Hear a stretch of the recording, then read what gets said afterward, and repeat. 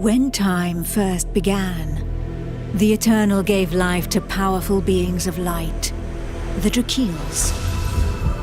But as misfortune would have it, the power given to these creatures awoke in them only a boundless pride and an inexhaustible thirst for dominion. Shaken by this betrayal, the Eternal banished them to the deepest abyss of Dracomundus. It was there, in the depths of the earth, that they twisted into the monstrosities that we know today as dragons. Alas, possessed more than ever by hate and vanity, the Banished refused to admit themselves defeated. Through their voices, they persisted in corrupting humanity. Through their blood, they defiled the land we call our home. From that moment on, mankind would live in fear. Fear that one of the Dragon Lords, the most powerful of the Banished, would one day return to the surface. With the support of his Dragonkin, Saw Ichnog succeeded in escaping from his subterranean prison. And brave souls, guided by the light, rose up and vowed to push him back. Soldiers of the Order, righteous and faithful to the Eternal, who suffered body and soul after coming into contact with draconic corruption. Rare were those who remained impervious to the depraved whispers of the dragons on the outskirts of this gaping breach. One such person was Godefroy of Clairval, Grand Knight of the Order of the Eternal.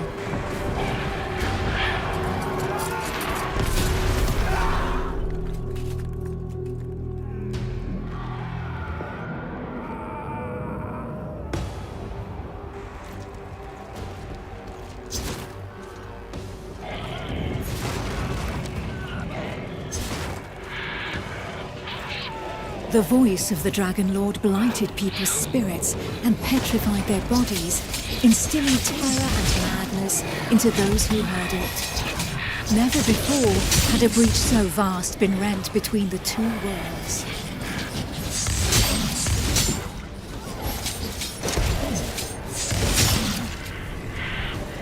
It was here, at this wound between worlds, that the corruption was most potent. One by one, haunted by the whispers from below, the people succumbed to madness. Draconic blood sullied the earth and corrupted the creatures that trod upon it. Pitiful in their wretchedness and too weak to resist the command of their new masters, they drank the blood of the dragon and gave in to depravity. Thus enslaved, they were twisted into ghastly monsters, mockeries, Dragonkin.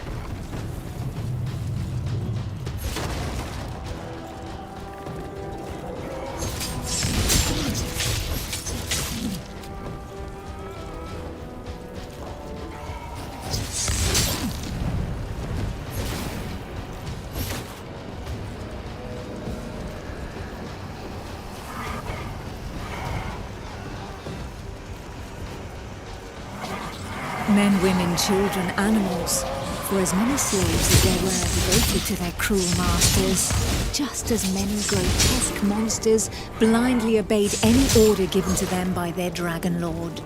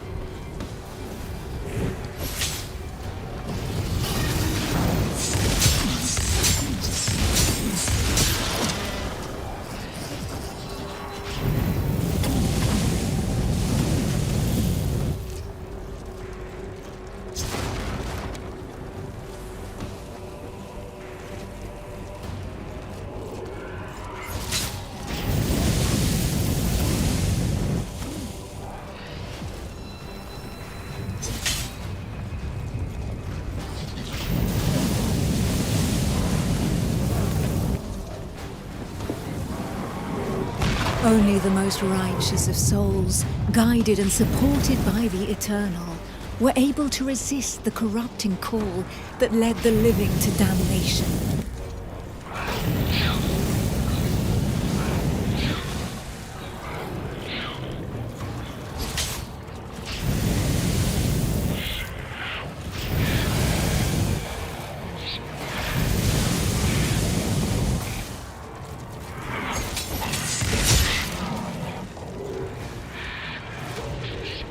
These righteous few bore the feeble flame of man through the darkest shadow, and though it flickered, he would not be extinguished.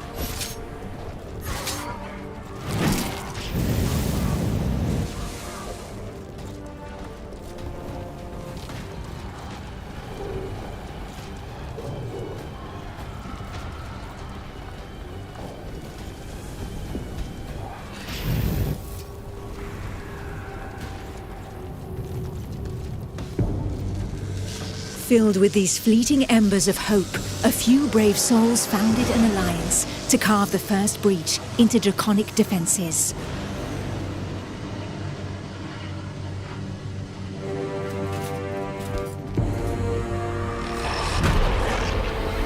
Here, the Dragonkin's power was strong.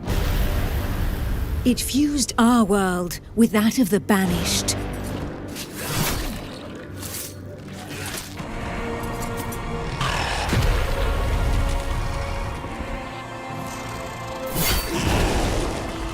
Godefroy of Clairval heroically broke through and shattered their defense barriers.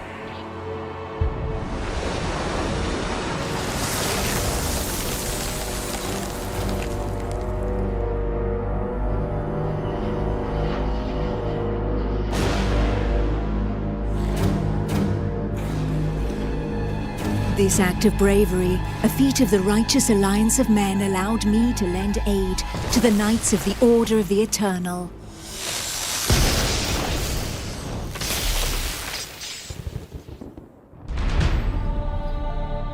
Me, Almantia, Grand Oracle of Pytho-Durcan, Dragon Blood, a human altered but not consumed by the draconic blood that flows through my veins. My sisters and I have powers given to us by the dragon, but our souls remain our own.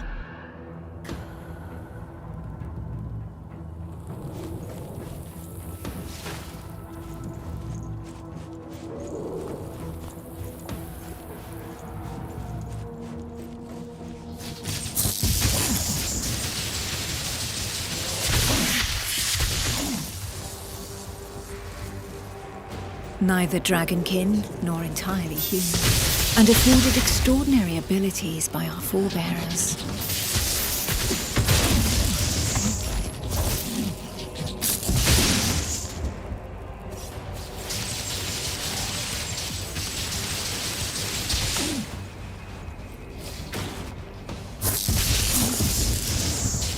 By those who drank the blood of the only banished dragon to have ever repented before the Eternal.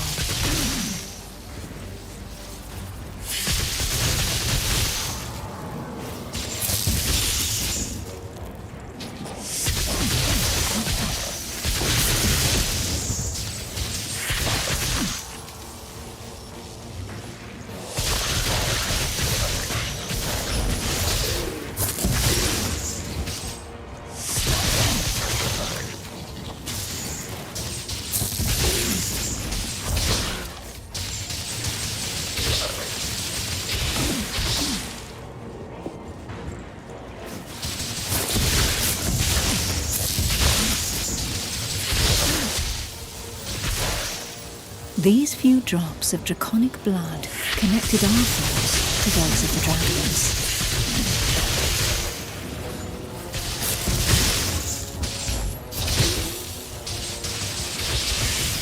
Struck by fleeting visions, we saw glimpses into their deeds and understanding of the feelings that drove them.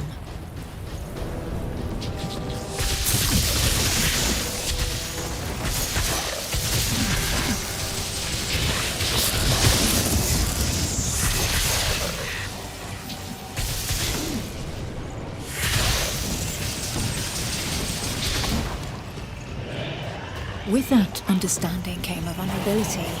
We soon learned that we were at the mercy of monsters. The voices threatened to consume us, with no hope of salvation.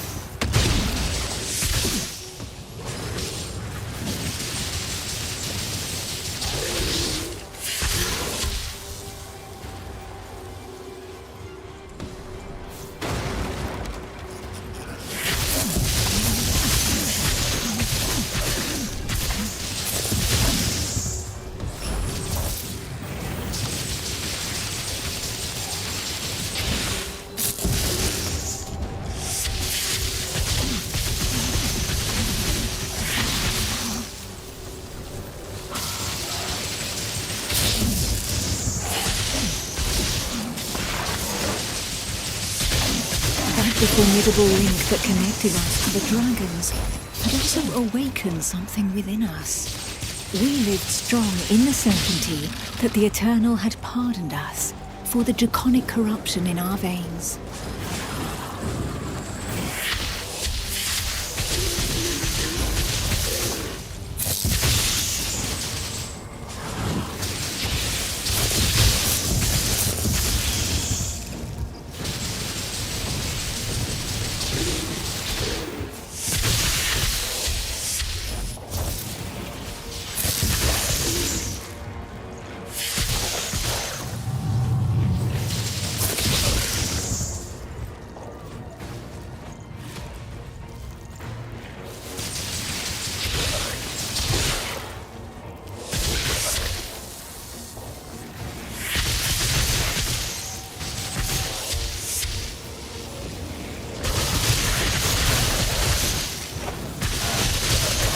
Our civilization fell alongside the blue dragon Dragonkin, forcing us to live amongst men in the city of the Order of the Eternal.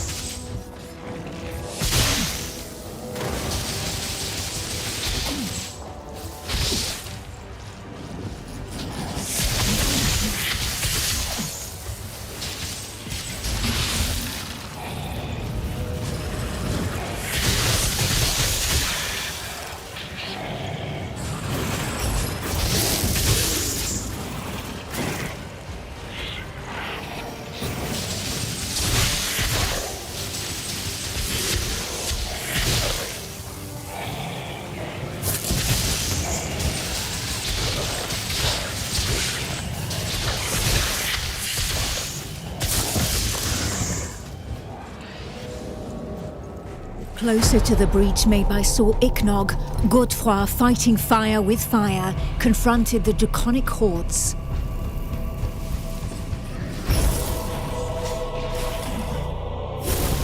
I battled by his side, but my strategy was less direct.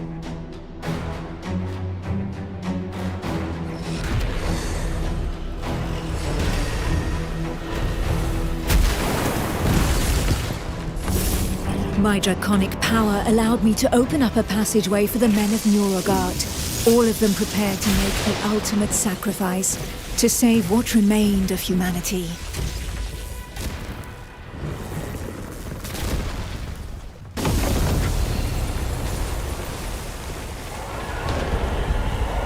Once this invisible barrier had been breached, they knew that their lives would hang by mere threads. But these warriors from the north cared little for the uncertainties of our plan. A hero's death in the heat of battle with their enemy was the greatest honor that could befall them.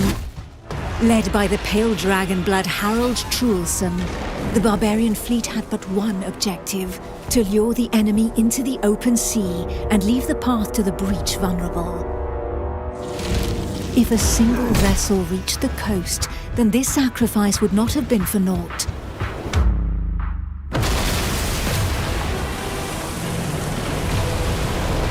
Harold Truelson reached the hostile shore and avenged those fallen from the Toil clan.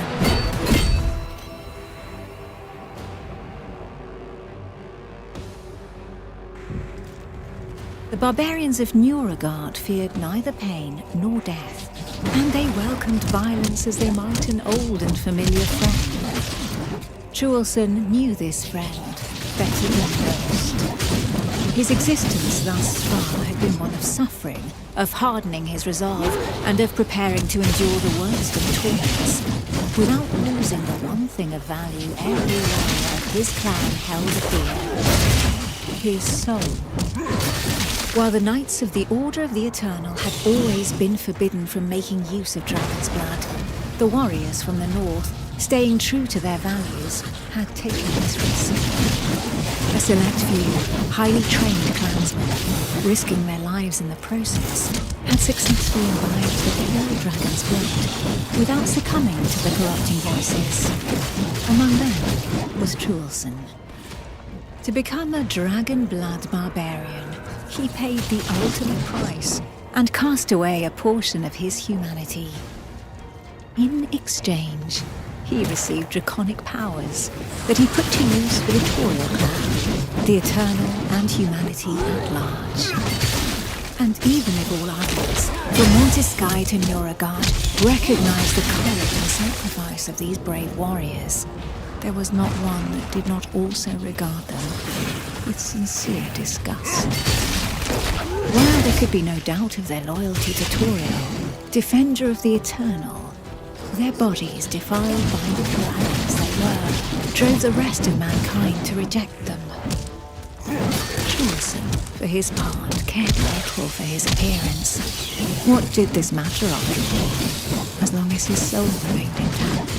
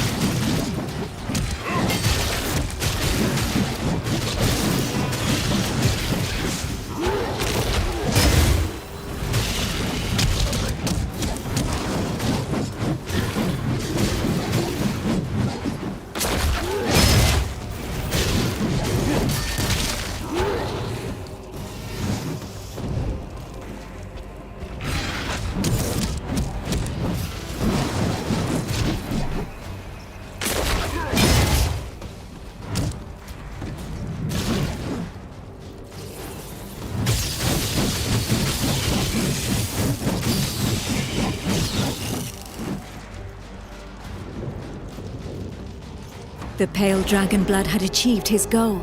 The Alliance's plan, as unlikely as it was to succeed, could run its course.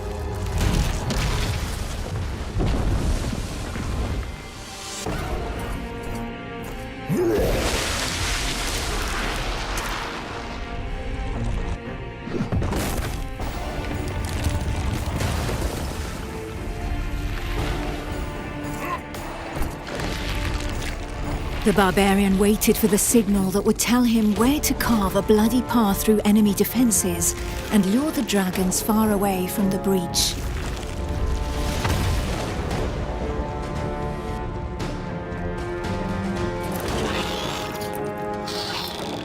The Kongirati nomads, every bit as proud and as fearless as the warriors from the north, joined the alliance of men to help push back Sor Iknog, the Crimson Dragon. Sitting astride their draconic hybrids, these tracker archers faced the dragons steadfastly and seemingly without fear. Not one would allow the enemy to make easy prey of them. Hides, wings, teeth, blood. For the Kongirati, each draconic monstrosity was not only a threat, but also a quarry from which they could gain valuable resources.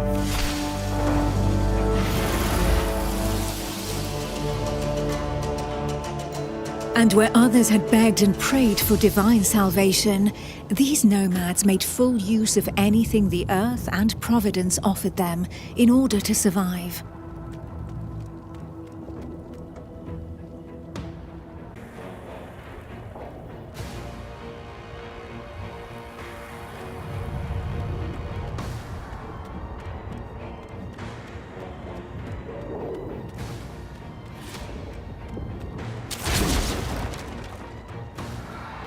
Their master tracker, Eula, however, did not see things in such stark shades of black and white.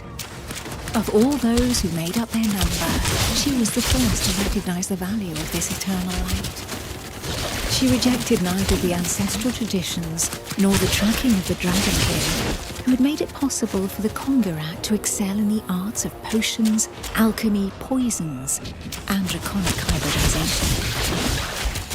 How long would her people be able to continue traveling freely if the corruption were to poison the entire world? It was for this reason that she joined the Alliance of Men.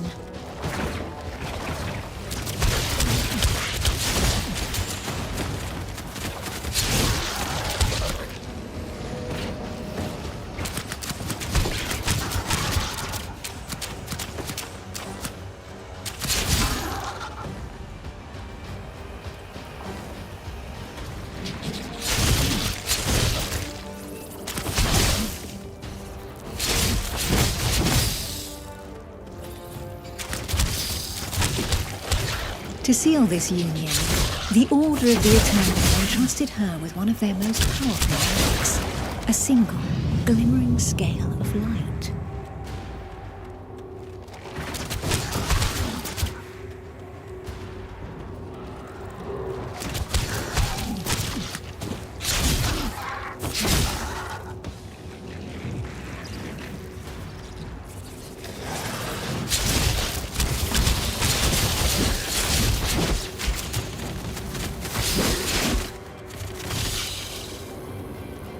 If the legends are to be believed, this scale had been pried from the hide of one of the Drakeels in the heat of battle, back when these beings of light had pushed back the banished dragon lords that ventured too close to the surface.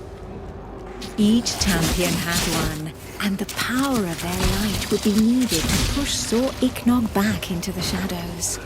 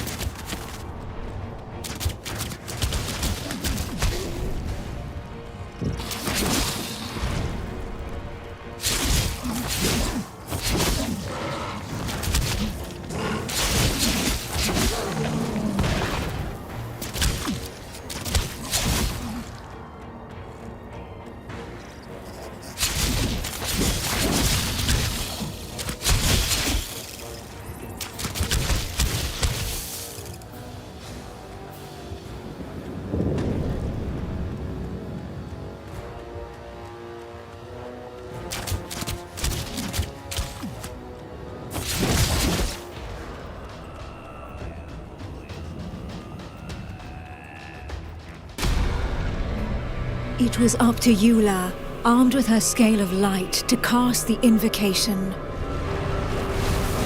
She would then know whether she had been right to put her trust in the Order and in joining the Alliance.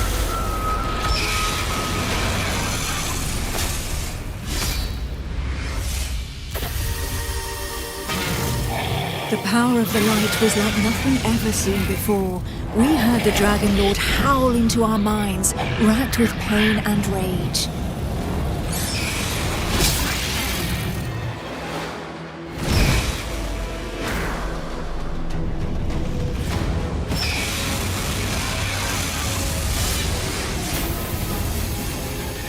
So close to the Dracomundus, our souls suffered as from 1,000 deaths, but we held fast to our positions.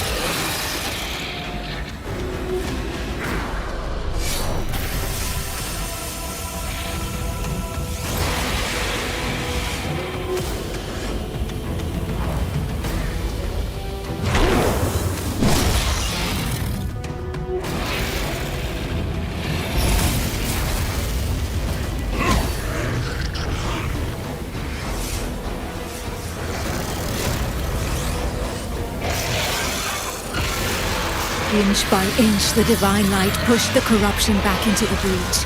And it was thus that the Banished Lord saw Ignog disappeared once more into the shadows, where he would suffer eternal retribution.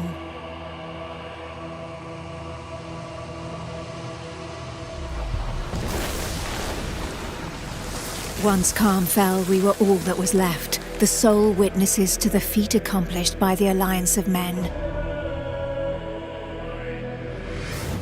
But more than ever, we knew that the taint of draconic depravity still festered in the depths of the abyss, impatient to break free once more.